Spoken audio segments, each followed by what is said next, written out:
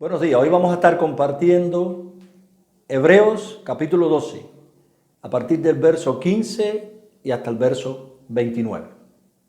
Quiero comenzar recordando que esta comunidad hebrea, debido a la persecución y los maestros que habían introducido otras enseñanzas, estaba tentada a regresar al sistema sacrificial judío. El autor, a través de toda la carta, presenta la superioridad de Jesucristo hasta llegar al clima de su mensaje, donde dice: porque con una sola ofrenda hizo perfectos para siempre a los santificados. Comenzando el capítulo 12, les muestra a los lectores la necesidad de despojarse de todo lo que dificulte o obstruya su carrera. Además, les exhorta a correr con perseverancia con los ojos puestos en Jesús. Seguidamente les dice: no tengan en poco la disciplina del Señor, porque Dios al que ama, disciplina. Ahora en los versos del 15 al 29 les habla de la necesidad de la pureza en la iglesia. Ahí en el capítulo 12, verso 15 dice: mirad bien. Aquí la palabra mirad es un verbo imperativo que de manera general nos habla de un cuidado mutuo y continuo entre los hermanos. El escritor reafirma la responsabilidad de los creyentes los unos con los otros como miembros del cuerpo de Cristo. Pero, ¿qué tenía que mirar bien esta comunidad? Los versículos del 15 al 17 nos dan la respuesta. La Nueva Versión Internacional los traduce así: asegúrense de que nadie deje de alcanzar la gracia de Dios, de que ninguna raíz amarga brote y cause dificultades y corrompa a muchos, y de que nadie sea inmoral ni profano como Esaú, quien por un solo plato de comida vendió sus derechos de hijo mayor. ¿Alguna raíz de amargura? Es un lenguaje tomado de Deuteronomio capítulo 29, verso 18, donde Moisés advierte a los israelitas contra cualquier inclinación a caer en las prácticas idolátricas de Canaán. No sea que haya en medio de vosotros raíz que produzca hiel y ajenjo. El texto pone de ejemplo a Esaú, una persona carente de valores espirituales y que no tenía parte con el pueblo de Dios.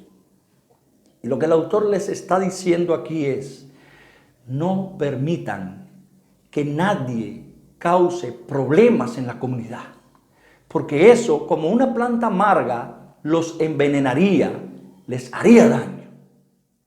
Estas conductas, que no son de personas transformadas por la gracia de Dios, no deberían ser permitidas por la comunidad cristiana, ya que desprecian a Dios por ir contrario a lo que Él ha hablado. Mis hermanos, estamos llamados a vivir para Dios. Por tanto, deberíamos detectar y quitar el brote de cualquier tendencia que le sea hostil. Tenemos la tarea de supervisarnos en asuntos espirituales para el bien del creyente, de manera que podamos crecer y florecer en la gracia de Dios. Para que los no cristianos dentro de la iglesia, aquellos que profesan fe y aparentan ser cristianos, pero que en realidad no lo son, no se perjudiquen a sí mismos, ni tampoco a la comunidad entera. Seguidamente, en el verso 18 hasta el 24, el autor nos presenta de manera elocuente la situación ventajosa del cristiano. Él lo hace por medio de una comparación entre el antiguo pacto y el nuevo pacto.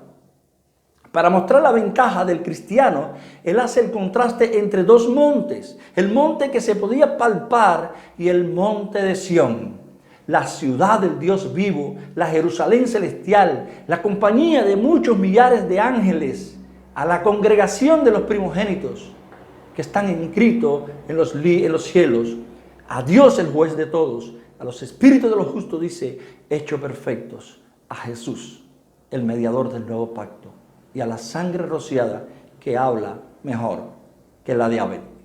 En estos textos él compara lo asombroso de la entrega de la ley con la majestad del nuevo pacto. El acercarse al monte Sinaí fue una experiencia asombrosa y nada atractiva, pero el acercarse al monte de Sión es una experiencia sumamente atrayente y deleitable. Una causaba terror y reverencia junto con el recordatorio del pecado, y la otra, consolación, seguridad, perdón y aceptación. La experiencia en el desierto era un recuerdo de su culpabilidad y cuán distante estaban de Dios. La nueva experiencia es de una amorosa aceptación. El monte de Sión tiene que ver con el culto, con llegar a la presencia de Dios. Es donde Dios hizo provisión para la comunión de su pueblo con Él por medio de la sangre derramada. Los nombres de Sión y Jerusalén generalmente son sinónimos, aunque Sión literalmente es la roca que formaba el fundamento del templo y Jerusalén la ciudad en donde estaba el templo. Los dos se refieren al lugar donde Dios se junta en paz con su pueblo. La reunión de Dios con su pueblo siempre tiene aspecto de culto, es decir, un diálogo entre Dios y su pueblo. Los cristianos, gracias a la perfecta obra de Jesucristo, nos acercamos al monte de Sión para disfrutar de ese privilegio. Al finalizar el capítulo, el autor concluye con un resumen de la advertencia. Y dice el verso 25, mirad que no desechéis al que habla, porque si no escaparon aquellos que desecharon al que los amonestaba en la tierra, mucho menos nosotros si desecháramos al que amonesta desde los cielos. La advertencia todavía tiene que ver con el peligro de mirar atrás. Y la mejor protección es poner atención a la palabra de Dios. Por eso dice, mirad que no deseches al que habla. Al inicio de la carta, en el capítulo 2, los versos 1 y 2, él les había dicho, por tanto, es necesario que con más diligencia atendamos a las cosas que hemos oído, no sea que nos deslicemos. Porque si la palabra dicha por medio de los ángeles fue firme y toda transgresión y desobediencia recibió justa retribución. Ahora él les dice algo semejante aquí. Si no escaparon aquellos que desecharon al que los amonestaba en la tierra, mucho menos nosotros si desechamos al que amonesta desde los cielos. Tengan cuidado, dice el autor, de no descuidar la palabra. Sabemos que los no cristianos, aun aquellos que están dentro de la iglesia, tienen en poco la palabra de Dios y no la apetecen. Pero nosotros, sus ovejas, deberíamos estar atentos a la voz de aquel que nos ha rescatado, nos ha perdonado y nos ha hecho su pueblo.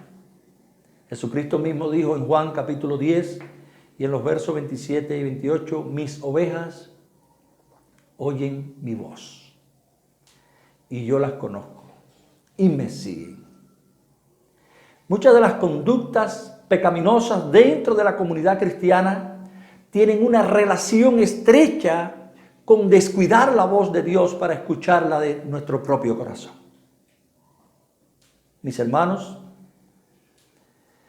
aunque este mundo se está descomponiendo, está tambaleándose, es inseguro, nosotros los cristianos tenemos algo que es inconmovible, inmovible, el reino de Cristo, donde tú y yo tenemos que servir por medio de la gratitud.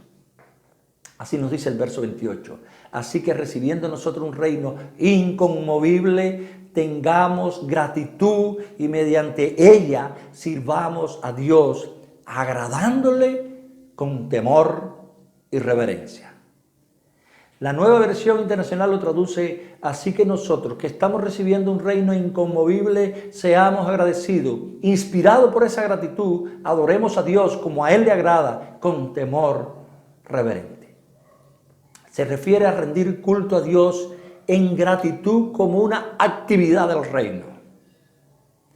Antes el autor ya hizo referencia a la importancia del culto, diciendo que no debían dejar de congregarse como algunos hacían en el capítulo 10 y el verso 25. Ahora aquí de manera más directa llama la atención sobre el culto como la respuesta natural de haber recibido el reino inconmovible. Pero ¿por qué adorar a Dios como a Él le agrada? El verso 29 nos responde con un atributo de Dios. Porque nuestro Dios es fuego consumidor. La adoración a Dios debe ser ofrecida con un adecuado sentido de la majestad y la santidad de Dios. El acercamiento de su pueblo a Él debe estar marcado no solo por agradecimiento, sino también por reverencia y temor. Que Dios les bendiga.